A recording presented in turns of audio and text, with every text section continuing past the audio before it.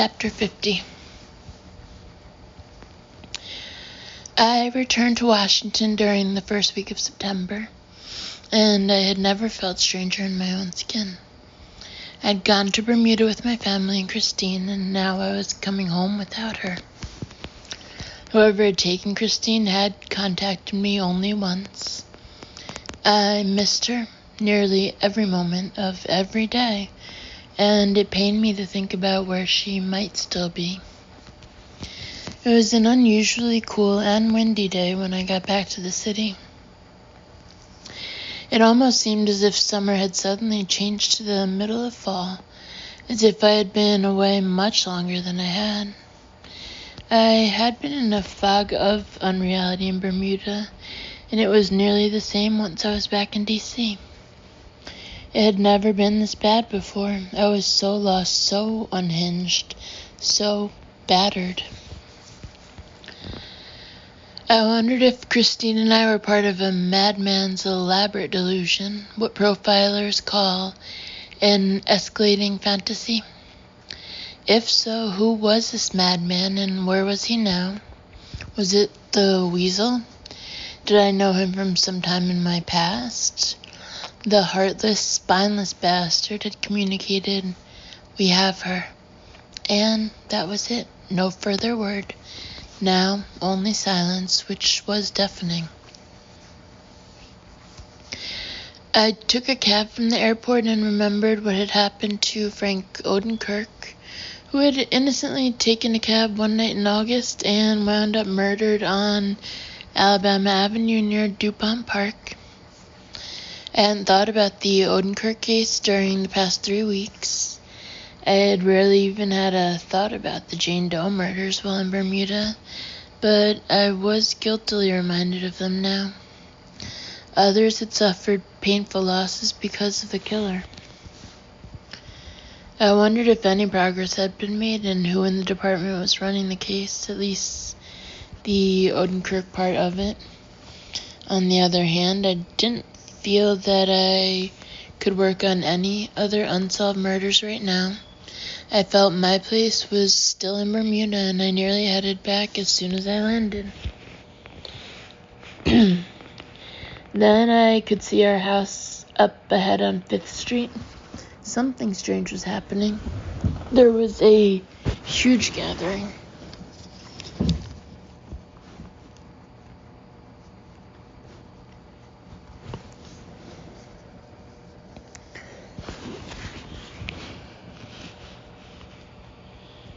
Chapter 51.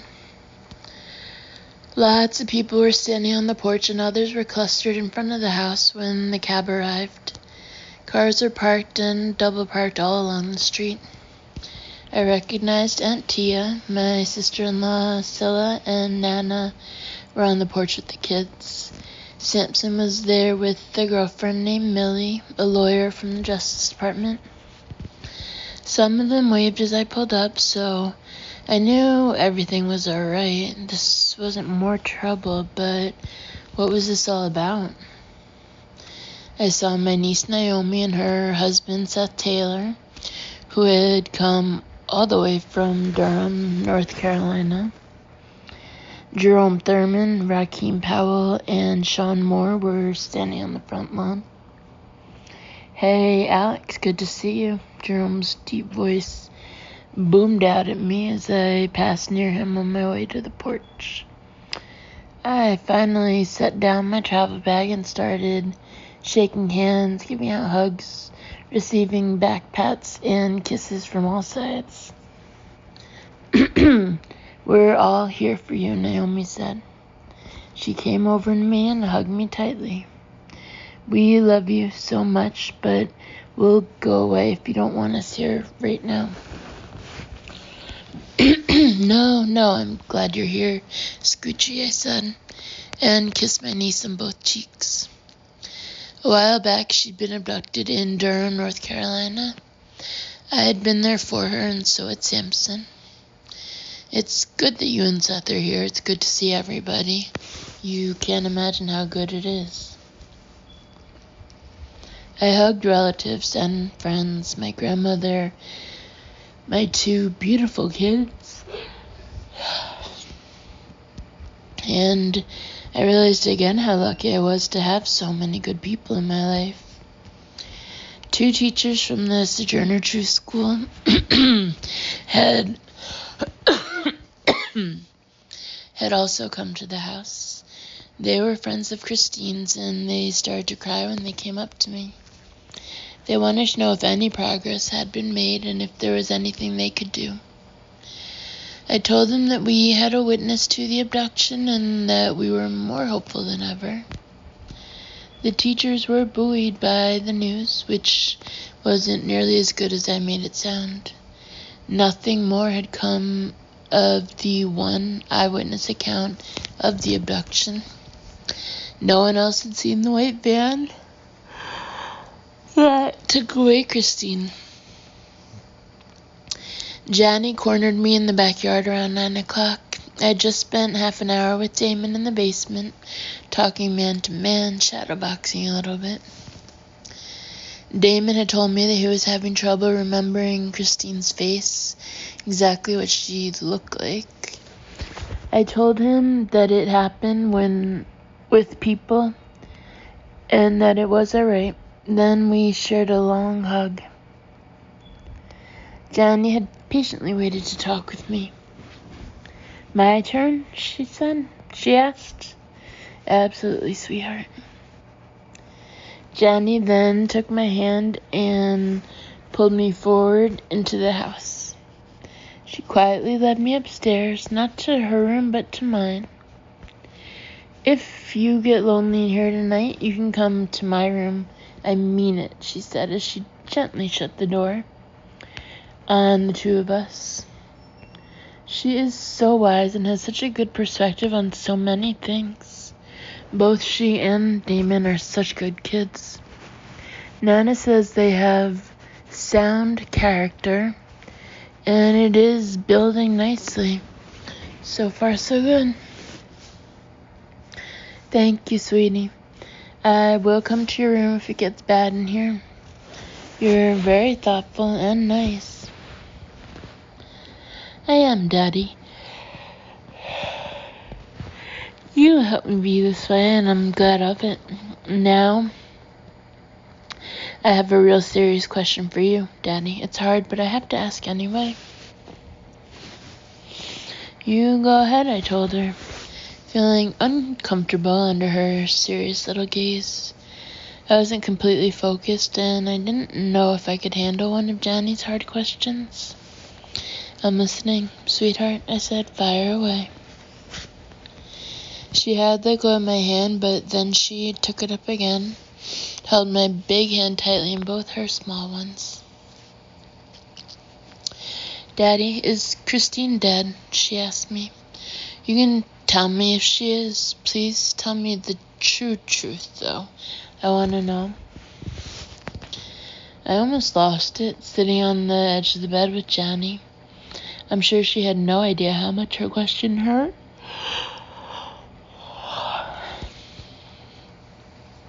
Or how hard it was to answer. I was hanging over the edge of a dark abyss, just about gone, but I pulled myself together and took a deep, hard breath. Then I tried to answer my little girl's honest question as best I could. I don't know yet, I told her. That's the truth. We're still hoping to find her, sweetie. We found one witness so far.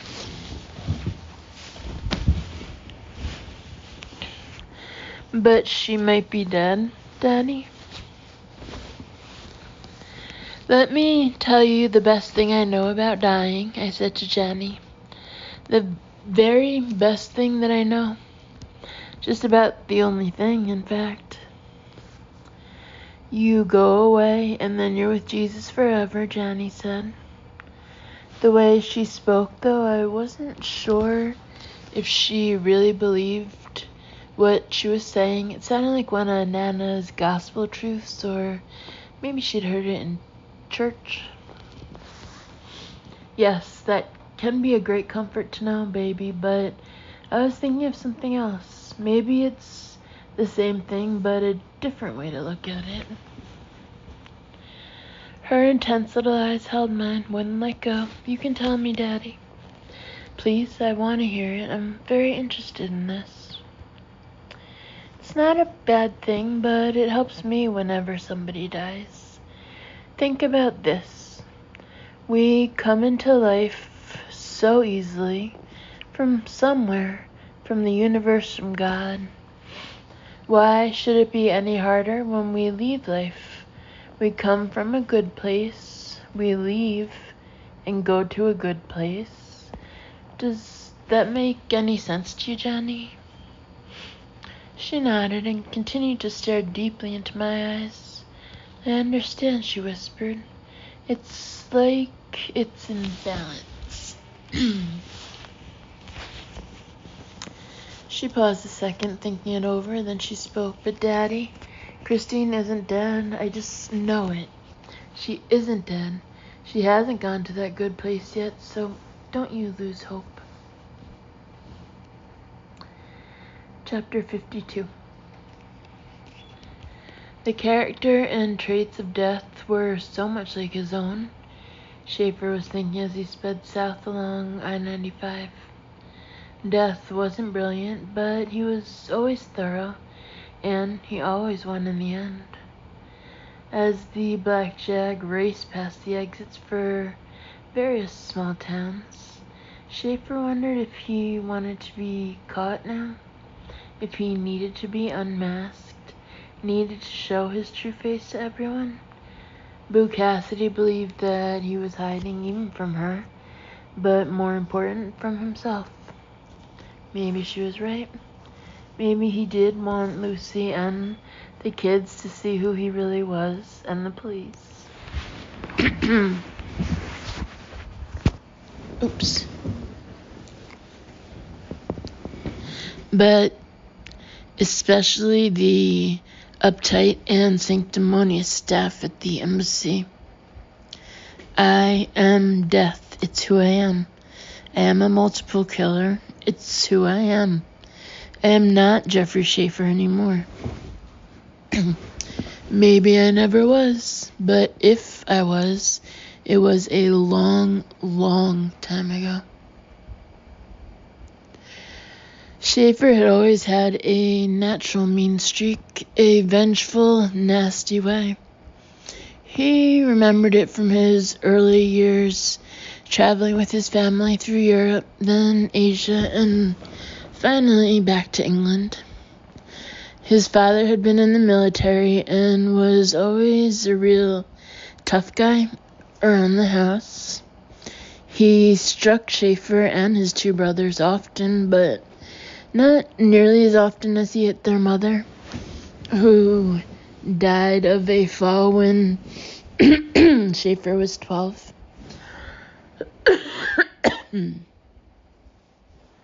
Schaefer was large as a boy and was one tough hombre, a real bully.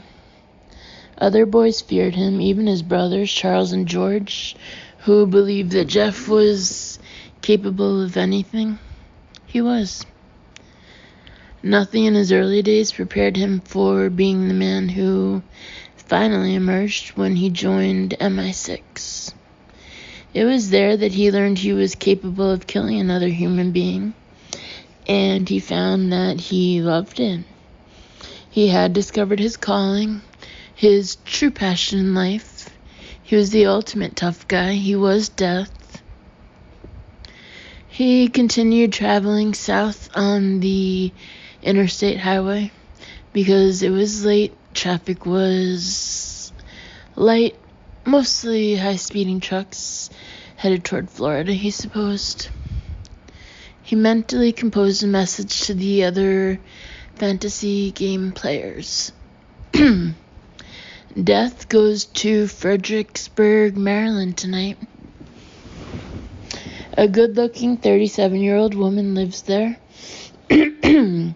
with her mirror image 15-year-old daughter.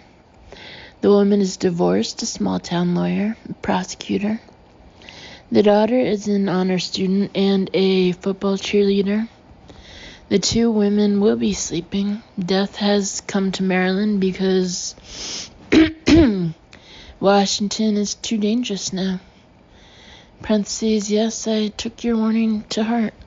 Close parentheses. The DC police are searching for the Jane Doe murderer.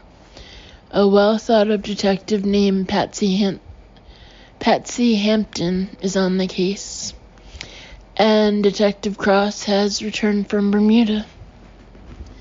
It will be interesting to see if his character has changed in any way. Character is everything, don't you agree? I can see the Cahill house up ahead. I can picture both of the lovely Cahill women. They live in a 4-bedroom ranch house. The suburban street is virtually silent at 1 a.m. No one could possibly connect these two murders to the Jane Does. I wish you could be here with me. I wish you could feel exactly as I do. Chapter 53.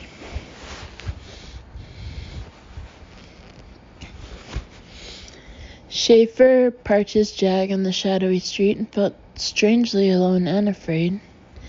He was actually scaring himself. The things he thought and did. No one had a twisted mind like his. No one thought like this. No one had ever had such outlandish fantasies and ideas and then acted them out. The other players also had complicated and very sick fantasy lives, of course, but they paled in comparison to his. Famine claimed authorship of a series of psychosexual murders in Thailand and the Philippines. War liked to think of himself as the uncrowned head of the group. He claimed to influence the adventures of the others. Conker was confined to a wheelchair and made up stories about using his infirmity to lure his prey close enough for the kill.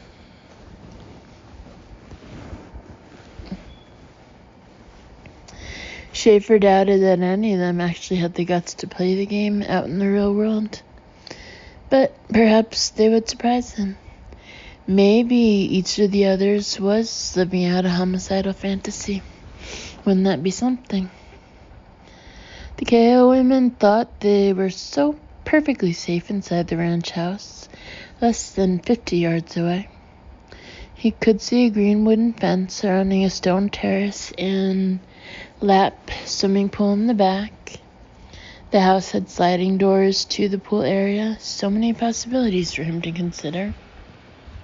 He might enter the house and murder both of them execution style.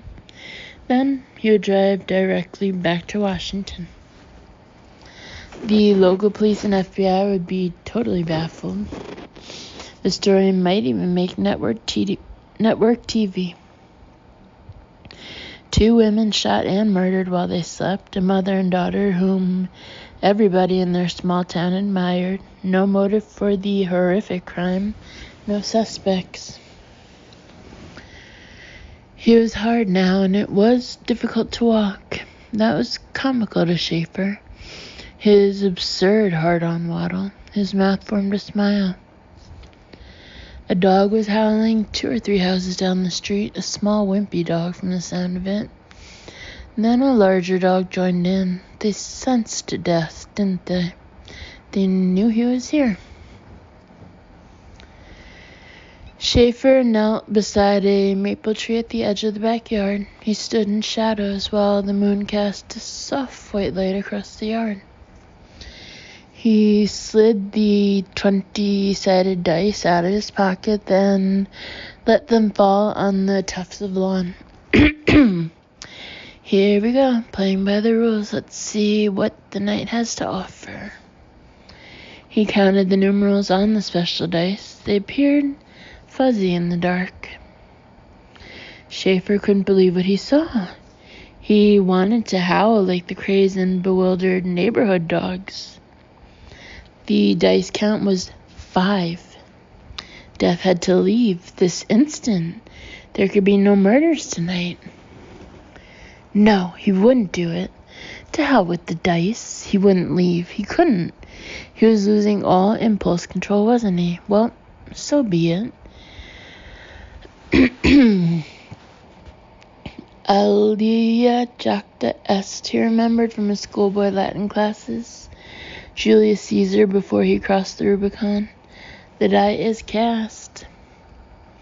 This was a monumental night. For the first time, he was breaking the rules.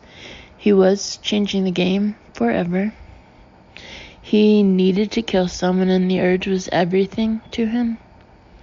He hurried to the house before he changed his mind. He was nervous. Adrenaline punched through his system. He used his glass cutter at first, but then just smashed in a small window with a gloved hand. Once inside, he moved quickly down the darkened hallway. He was sweating, so unlike him. He entered Deirdre's bedroom. She was asleep despite the breaking of the glass.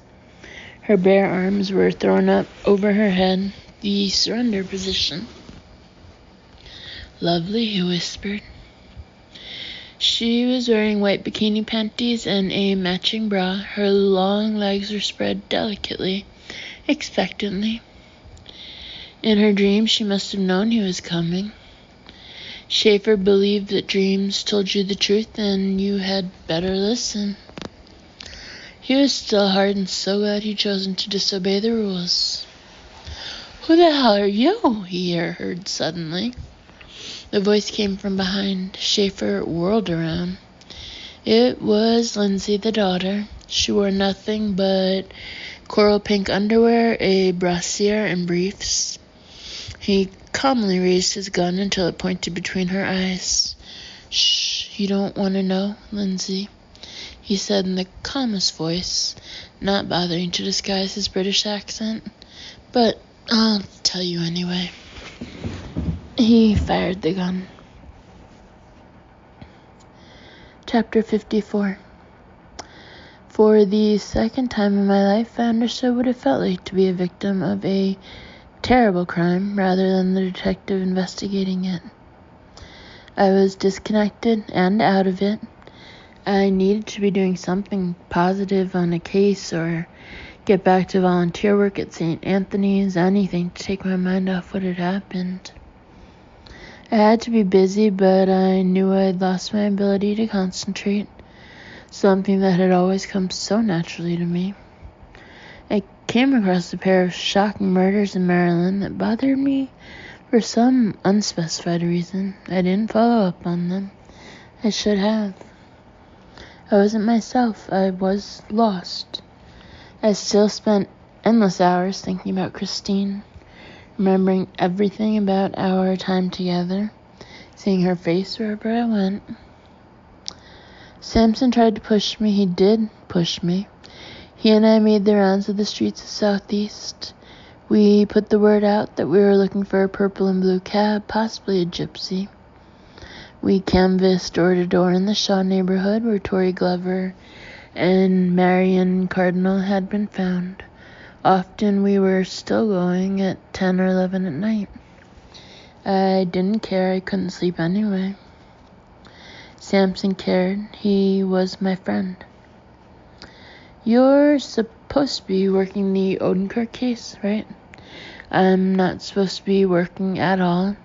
The Jefe would be livid." "I kind of like that," Samson said as we trudged along S Street late one evening. Samson had lived in this neighborhood for years. He knew all the local hangarounds. "Jamal, you know anything I should know?" he called out to a goateed youth sitting in shadows on a gray stone stoop. "Don't know nothing. Just relaxing my mind. Catching a cool night breeze. How about yourself?" Samson turned back to me. "Damn crack runners working these streets. Everywhere you look nowadays. Real good place to commit a murder and never get caught." "You talked to the police in Bermuda today?" I nodded, and my eyes stared at a fixed point up ahead. Patrick Busby said the story of Christine's disappearance is off the front pages. I don't know if that's good or bad. It's probably bad. Sampson agreed. Takes the pressure off them. You going back down there? Not right away, but yeah, I have to go back. I have to find out what happened. He looked at me in the eye. Are you here with me right now? Are you here, sugar? Yep, I'm here. Most of the time I'm functioning okay. I pointed up at a nearby red brick building. That place would have a view of the front entryway into the girls' building. Any of those windows. Let's get back to work. Sampson nodded. I'm here as long as you want me to be. There's something about pounding the streets that appealed to me that night. We talked to everyone in the building that we could find at home. About half the apartments. Nobody had seen a purple and blue cab on the street. Nobody had seen Tori or Marion either. Or so they said. You see any connections anywhere? I asked as we came down the steep stairs of a fourth floor walk-up. What do you see? What the hell am I missing? Not a thing, Alex. Nothing to miss. Weasel doesn't leave a clue. Never does. We got back down to the entrance and met up with an elderly man carrying 3 clear plastic bags of groceries from the Stop and Shop. We are homicide detectives, I said to him. 2 young girls were murdered across the street. The man nodded. Tori and Marion, I know him. You want to know about that fella watching the building? He was sitting there most of the night inside a slick, fancy black car, he said. Mercedes, I think. You think maybe he's the killer? Chapter 55. I've been away a while, you see, visiting with my 2 old bat sisters in North Carolina for a week of good memories, home-cooked food, the elderly man said as we went up to the 4th floor. That was why I was missed during the earlier time through here by your detectives. This was old-school police work, I was thinking as I climbed stairs. The kind of work too many detectives try to avoid. The man's name was DeWitt Luke, and he was retired from Bell Atlantic, the huge phone company that services most of the Northeast. He was the 53rd interview I'd had so far in Shaw. Saw him sitting there around 1 in the morning, didn't think much of it at first. Probably waiting for somebody. Seemed to be minding his own business. He was still there at 2, though, sitting in his car. Seemed kind of strange to me. He paused for a long moment as if trying to remember. Then, what happened? I prompted the man. Fell asleep, but I got up to pee around 3:30. He was still in that shiny black car. So I watched him closer this time. He was watching the other side of the street like some kind of damn spy or something. Couldn't tell what he was looking at, but he was studying something real hard over there. I thought he might be the police, except his car was too nice. You got that right, Sampson said and barked out a laugh. No Mercedes in my garage. I pulled up a card table chair behind the darkened window in my apartment. Made sure there were no lights on so he couldn't see me. By now he'd caught my attention some. Remember the old movie Rear Window? I tried to figure out why he might be down there just sitting, waiting. Jealous lover, jealous husband, maybe some kind of night stalker, but he wasn't bothering anybody far as I could see. I spoke again. You never got a better look than that man sitting in the car. Around the time I got up to pee, he got out of the car, opened the door, but the inside light didn't come on. That struck me strange, it being such a nice car and all. Fueled my mind even more. I squinted my eyes, get a better look, another long pause. And he was tall, a blonde gentleman, white fella. We don't get too many of them around here at night, or even in the daytime for that matter. Chapter 56. Detective Patsy Hampton's investigation of the Jane Doe murders was starting to show forward movement and positive results. She thought she might have something good in the works. She had confidence in her ability to solve the murders. She knew from experience that she was smarter than everybody else. It helped to have Chief Pittman and all the department's resources on her side. She'd spent the past day and a half with Chuck Hufstetler at the FBI building. She knew she was using Chuck a little, but he didn't seem to mind. He was lonely and she did like his company. She and Chuck were still sitting around at 3:30 in the afternoon when Lancelot entered the Gamesters chat room again. Laugh-a-lot, she remembered. He couldn't resist, could he? Hampton said to Hufstetler. Gotcha, you fantasy freak. Hufstetler looked at her, his thick black eyebrows arched. 3:30 in the afternoon, Patsy? What does that say? Tell you what it says to me. Maybe he's playing from work, but I bet our Lancelot is a school kid. Or he's somebody who likes to play with school kids. She offered a thought that upset her even as she uttered the words. This time she didn't try to make contact with Lancelot. She and Chuck just listened in on a stultifying discussion of several role-playing games. In the meantime, he was trying to trace Lancelot. He's pretty good at this, a real hacker.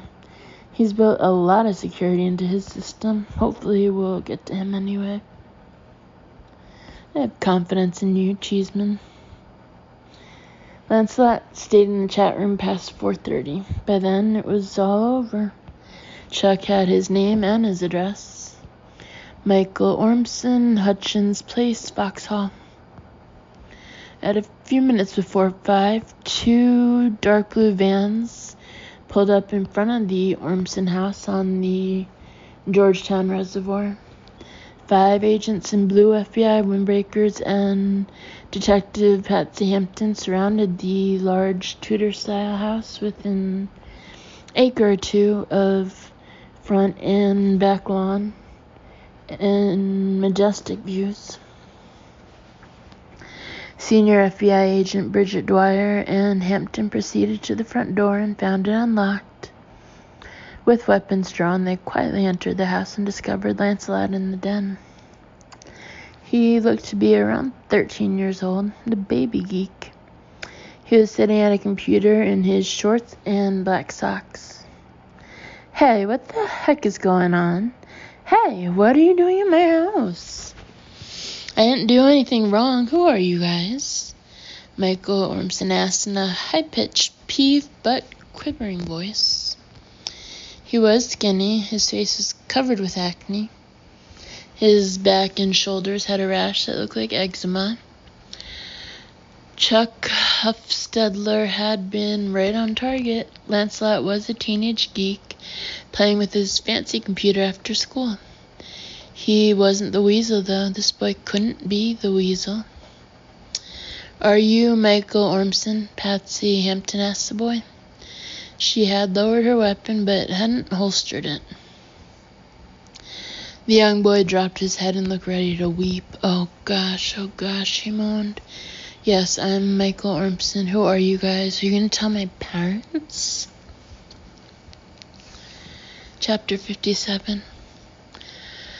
Michael's father and mother were immediately contacted at their jobs at Georgetown University Hospital and the U.S. Naval Observatory, respectively. The Ormsons were currently separated, but they both made it to Foxhall in less than 10 minutes, even with rush hour traffic starting to build. The other two Ormson children, Laura and Anne Marie, had already come home from high school. Patsy Hampton convinced the parents to let her talk to their son at the house. She told the Ormsons that they could be present and could interrupt and even stop the interview anytime they wished. Otherwise, she and Agent Dwyer would have to take Michael to the FBI headquarters for the interview. The Ormsons, Mark and Cindy, agreed to let Michael talk. They were clearly frightened, especially the FBI personnel, but they seemed to trust Detective Hampton. Most people did, she knew. She was pretty and sincere, and had a disarming smile that she used when she needed to. "I am interested in the game called The Four Horsemen," Hampton said to the boy. "That's the only reason I'm here, Michael. I need your help."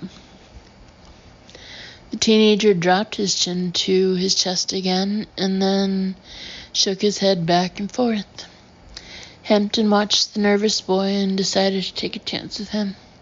She had a hunch that she wanted to play.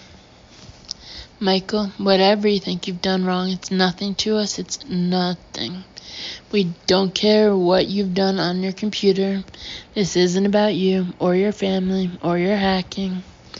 There have been some terrible murders in Washington, and there might be a connection to this game called The Four Horsemen. Please help us, Michael. You're the only one who can. You're the only one." Mark Ormson, who was a radiologist at Georgetown University Hospital, leaned forward on the black leather couch in the den. He looked more frightened now than when he'd gotten home. "I'm beginning to think I'm better get a lawyer," he said. Patsy Hampton shook her head and smiled kindly at both parents. "This is not about your son, Mr. and Mrs. Ormson. He's not in any trouble with us, I assure you."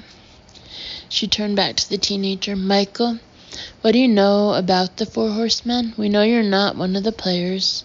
We know it's a very private game." The boy looked up. She could tell that he liked her and maybe trusted her son. "Hardly anything, ma'am. I don't know too much." Hampton nodded. "This is very important to us, Michael. Someone is killing people in the southeast part of Washington. For real, Michael. This is not a fantasy game. I think you can help us. You can save others from getting murdered." Michael dropped his head again. He had hardly looked at his mother and father since they arrived. "I'm good with computers. You probably already figured that out." Detective Hampton kept nodding, giving the boy positive reinforcement. "We know you are, Michael. We had trouble tracing you here. You're very good with computers. My friend Chuck Huffstedler at the FBI was really impressed.